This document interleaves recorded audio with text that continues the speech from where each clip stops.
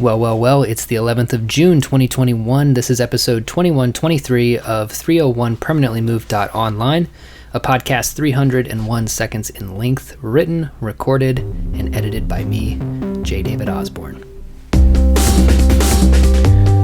The creator of the Darksouls franchise, Hidetaka Miyazaki, often tells a story in interviews about when he was a little boy growing up in rural Japan. He would go to the library and check out books, some of which were in English, and because his understanding of English was only rudimentary, he would fill in the narrative with his own imagination. He found this experience so pleasurable that it informed his design of Darksouls, in which the story, or what little there is of it, is handed to you through item descriptions, cryptic, fragmented dialogue, and the act of playing the game itself. Petscop is a YouTube series released between 2017 and 2019 by Tony Domenico. Using the Let's Play style of video popularized by the platform, it follows the narrator, Paul, as he takes the viewers on a walkthrough of a mysterious game demo for a PlayStation 1 title that doesn't exist. The first episode has Paul's weird little avatar running around a nursery for Pokemon-like creatures until he catches them all by solving somewhat obtuse puzzles. After entering a cheat code written in the liner notes, he's taken to a dark, empty field where he finds a door in the ground that only opens after he leaves the console for several hours. What follows is straight up Lynchian.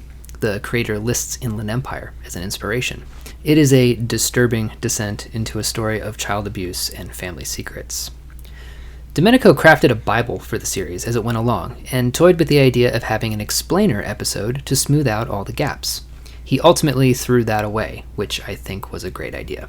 Neither Darksouls nor Petscop are for everyone. The former has a notoriously difficult barrier to entry, and the latter is at times what I would call aggressively boring.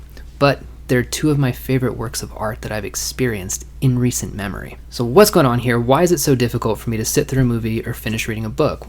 Is it as simple as the fact that my attention span has been annihilated by doom scrolling through Twitter? Yes, probably so. But, in fact, I had this problem 10 years ago when I was writing my first book. By the time we leave here, we'll be friends is the story of escapees from a Siberian gulag who have to convince another prisoner to come along with them so that he can become the food when they run out during their journey through the icy tundra. During my research, I poured through the Russian Criminal Tattoo Encyclopedia, Volumes 2 and 3, Solzhenitsyn's Gulag Archipelago, and Anne Applebaum's Pulitzer-winning Gulag, leaving sticky notes throughout. I felt sort of like a vulture, picking through all these random bits of human misery, but by the end of it, I had a basic understanding of how gulags worked and the gang culture within those gulags. However, after running into several blocks, I decided to explain absolutely nothing throughout the course of the book. Scenes are presented as disjointed, fragmented. Basically, they're these little vignettes. It feels like there's some authority there, but it's not an essay. The thing is, I only really started having fun with the book once I took out all the pieces that explained what was happening.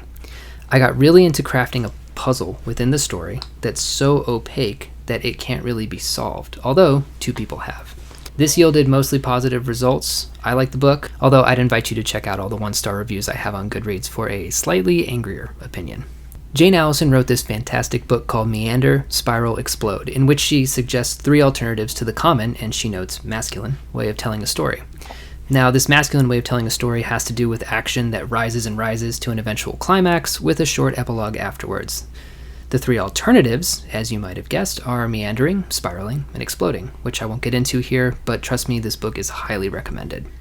I would suggest another alternative, which is what I'm calling, for lack of an imagination and because it sounds cool, the Darksouls structure.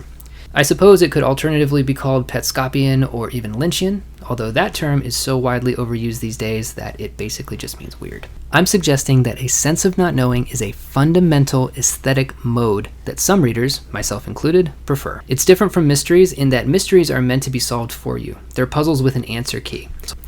A mode of not knowing, however, drops a reader or a viewer or a gamer into a world that is tightly controlled, internally consistent, yet completely unavailable. It's not cold, per se, but it is closed off. The thing is, we're not sure what Miyazaki meant in some instances.